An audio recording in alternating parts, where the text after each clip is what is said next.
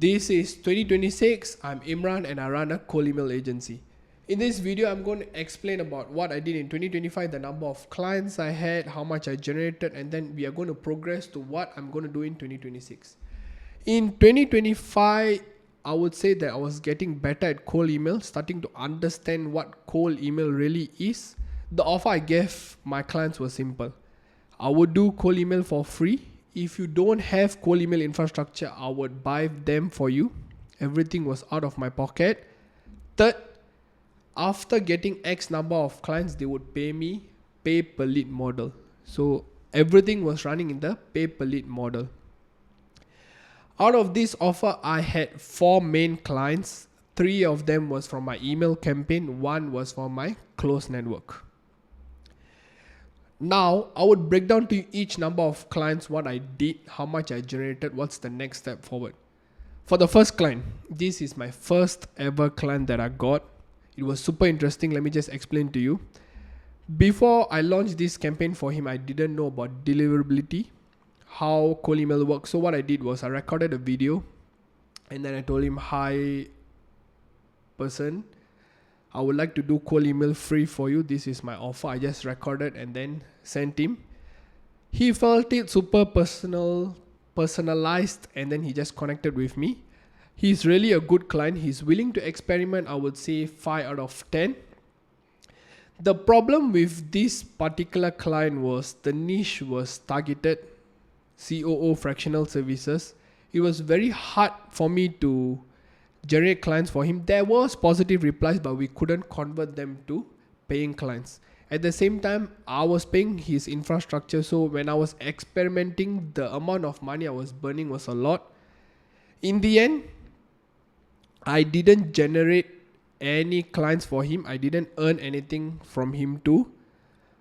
In the end, I just have a good relationship for him, but I stopped working from him.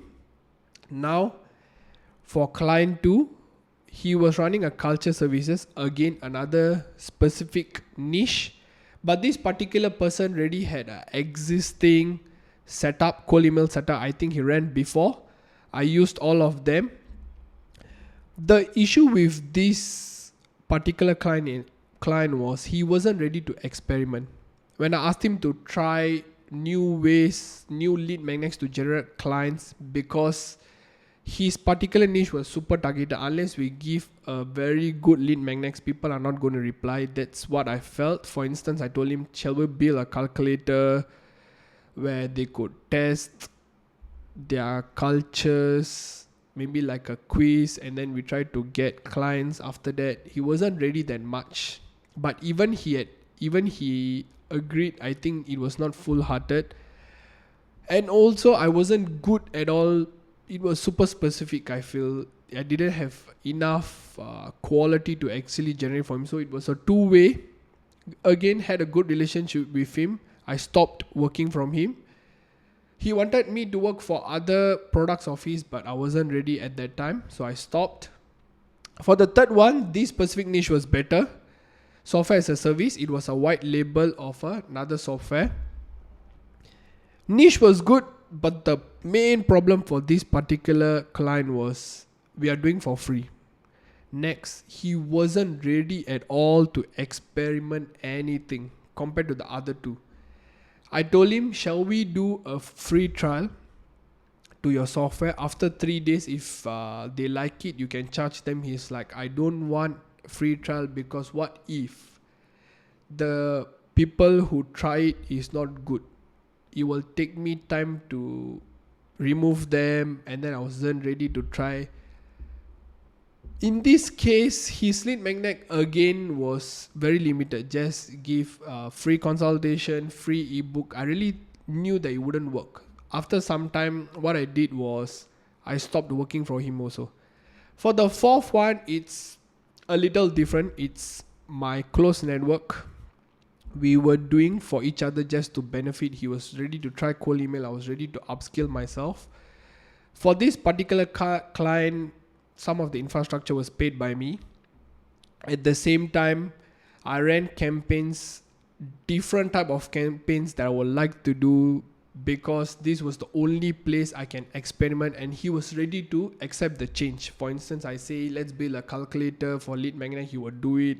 At the same time, on my side, I will create different type of campaigns to support it. So it was kind of two-way. But again, the core problem was I wasn't good at it yet, so I couldn't generate clients for him either. Out of these 4 clients, if you'd see, none of them I converted a paying client. At the same time, since I wasn't good, it was hard for me to stretch across 4 clients and then learn the skill also. It was so much pressure. Sometimes I was even burning my money because I was paying the infrastructure. One thing I decided, like I said, all these 4 clients, I decided to drop 3 of them. I decided to drop them, even though they wanted to work with me and they knew that I was trying. I dropped 3 of them. I only worked with the one that was in my network. The reason was, the change I wanted to do is let me be good at it first, and then even if I'm doing it for free, one thing is should be quality also. The reason I say is, I know that usually when we have paying customers, we try to qualify them even for free. One thing I learned is don't do for everyone for free. Do for people who's ready to invest on you and you're ready to invest on them. Based on that qualification, both way would be good. In this case, only one client in my network, I took him and then I work with him till now, till this 2026. I'm launching different type of campaigns for him. My learning is now getting better and better. I'm now focusing more on infrastructure, deliverability. All this cold email stuff I would explain more in another video. And then 2025, another problem that I really had was, apart from my upscaling, I did not know how many campaigns I launched, how many campaigns I was sending, what is the positive replies, who was not interested, out of office reply, how many people left the company. All these metrics I didn't have. I just launched. I was just focusing on copywriting. There was no metrics based. So for instance, if you're asking me, Imran, what is the stats? I don't really know. That is why in 2026, the main focus that I'm doing is, firstly, metrics based. Everything should be numbers. What I meant is, every campaign now that I launched has numbers in it. How many leads I'm targeting, how many positive replies, what is the conversion rate. From this, how many leads would be going to the phase 2. Here's a picture that you can take a look at. These metrics I would explain in the next video also. But for now, what I would like to tell you is, these metrics really works for me.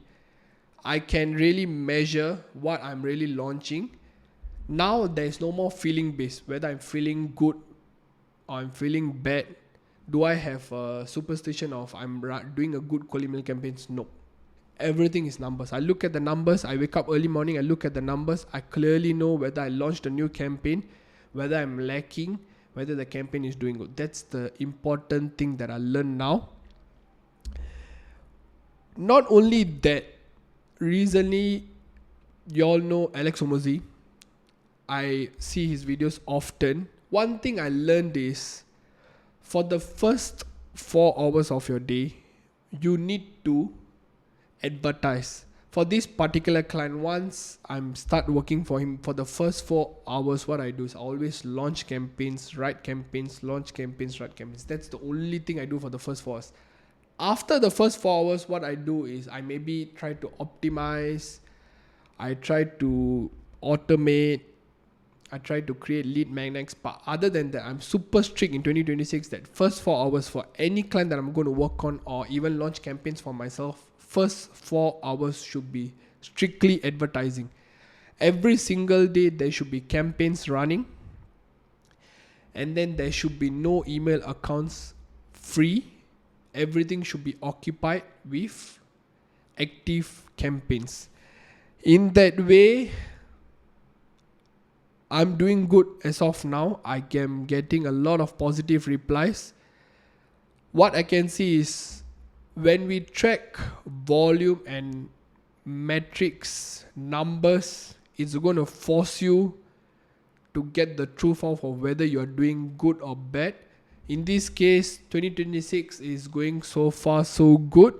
In the upcoming videos, I would explain more about how I track these metrics, what are the style of campaigns I run, and then hopefully I can share each campaign style, the purpose of me running in this style, and then what are the results I got from them. That's it. Stay tuned for my next videos.